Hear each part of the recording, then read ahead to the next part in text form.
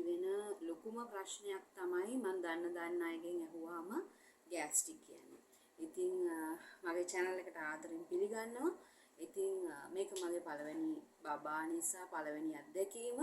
ඉතින් මීට වැඩිය හොඳ විසඳුම ඔයගොල්ලන්ට ඇති. නමුත් මම හිතුවා මගේ විසඳුම ඔයගොල්ලොත් එක්ක ෂෙයා කරගන්න ඕනේ කියලා.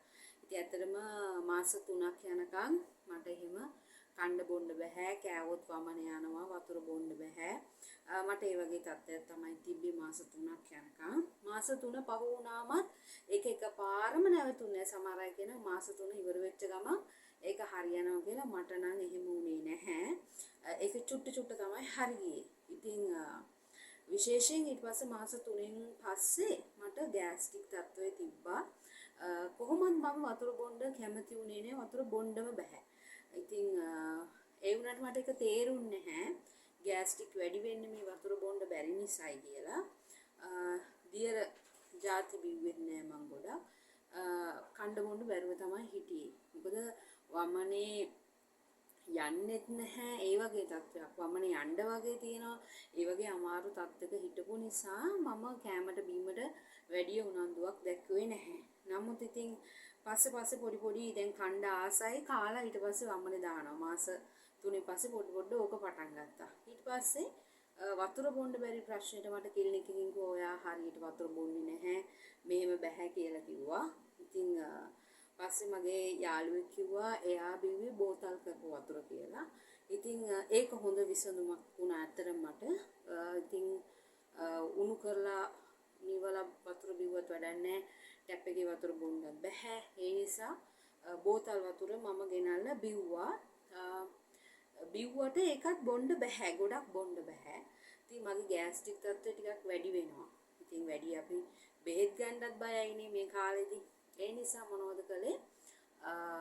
පොඩ්ඩක් මං ඊට පස්සේ බිඳුව වතුර ගොඩක් බිව්වොත් මට ඒක වමන යන්න වගේ එන නිසා මම වතුර බිඳුව බොන්න ගත්තා. ඒ කියන්නේ ඕගොල්ලොත් මේ වගේ ගෑස්ට්‍රික් නිසා පීඩා විඳිනවා නම් එකපාර වතුර ගොඩක් බොන්න එපා. පුළුවන් වුණත් බොන්න එපා. මං කරේ වැඩේ කටට බිඳු 2 3ක් ගන්නවා ඒක බොනවා. ආයෙ තව චුට්ටකින් බිඳු 2 3ක් ගන්නවා කටට ඒක බොනවා. කට පිරෙන්න වතුර ගත්තේ නැහැ. ඉතින් ඒ විදිහට පටන් අරගෙන දැන් නම් මට ටිකක් වතුර බොන්න පුළුවන්. ඉතින් ඒ විදිහට තමයි මම පටන් ගත්තේ. මට තේරුණා මගේ ගෑස්ට්‍රික් තත්ත්වය එහෙම්මම නැති වුණා. මේ වතුර නැති ප්‍රශ්නේ නිසා තමයි මට ගෑස්ට්‍රික් ආවේ. ඉතින් මම මේ බෙදාගන්නේ මගේ අත්දැකීම. සමහරක් විට ඔබට වතුර බොන්න බැරි ප්‍රශ්නේ නිසා ගෑස්ට්‍රික් තියෙනවා නම් වතුර බිඳුව හරි බොන්න. ඒක බොන්න බෑ කියලා අතහැරලා දාලා ඉන්න එපා. ඒක බබාටත් හොඳ නෑ, අපේ ශරීරයටත් හොඳ නෑ. ඉතින් බිඳුව හරි බොන්න ගන්න. එකපාර බොන්න පුළුවන් වුණා කියලා බොන්න යන්නත් එපා. ඒ වගේම තමයි වතුර බීලා ඇලවෙලා යන්නත් එපා. එහෙම වුණාමත් ආයෙ නිකන් කාපුවා බීව්වා උගුරට එනවා වගේ තත්ත්වයක් තියෙනවා.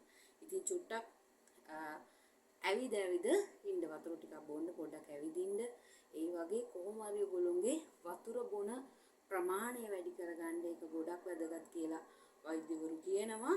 ඉතින් මම එහෙම තමයි මගේ ගෑස්ට්‍රික් තත්ත්වයට විසඳුම හොයාගත්තේ. හැබැයි ටිකක් ඒකට දුක් විඳ ඇත්තටම කන්න බොන්න බැරුව මොකද වතුර බොන්න බැහැනේ. ඒ නිසා ගෑස්ට්‍රික් වැඩි වෙලා දුක් විඳා. නමුත් බිඳුව මම බීලා දැන් මට සාමාන්‍ය ප්‍රමාණයට වතුර බොන්න පුළුවන්. ඒගොල්ලෝ ලීටර් 2.5ක් අනිවාර්යෙන් බොන්න කියනවා. ඉතින් මුකුත්ම බොන්න හිටපු බැරි මං වගේ අය ඉන්නවා නම් ඉතින් ඕගොල්ලෝ බිඳුව බොන්න ගන්න. ඊට පස්සේ ටික එක වැඩි කරගන්න පුළුවන්. ඉතින් දියර ಜಾති විශේෂයෙන් බොන්න තැඹිලි ඒ වගේ ඒවා නම් මට බොන්න පුළුවන්. ඒකත් මම බොන්න පුළුවන් කියලා වැඩිපුර බීලා ඒ කියන්නේ එකපාර බීලා වමනේ දාලා තියෙනවා. ඒ නිසා බොන්න පුළුවන් කියලා එකපාර ගොඩක් බොන්න එපා. ටික බොන එක අපිට දියර ಜಾති මේ මං කියන්නේ මගේ අත්දැකීම. සමහර අයට එහෙම නැති වෙන්න පුළුවන්. සමහර අය කිව්වා අපි නම් හොඳට වතුර බිව්වා එහෙම ප්‍රශ්නයක් උනේ නැහැ කියලා. මේ වතුර නොබීම නිසා ගෑස්ට්‍රික් ඇති වෙන අයට තමයි මම මේක ෂෙයා කරගන්නේ. ඉතින්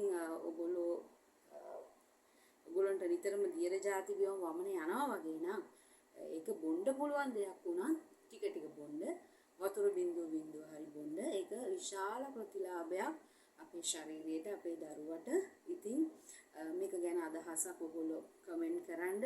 මීට වැඩිය හොඳ අදහස් තියෙනවා නම් ඕගොල්ලෝ මීට වැඩිය හොඳ දේවල් කරලා සාර්ථක වුණා නම් ඒකත් මාත් එක්ක ෂෙයා කරගන්න. මගේ channel එකත් එක්ක හිටියට බොහොම ස්තුතියි.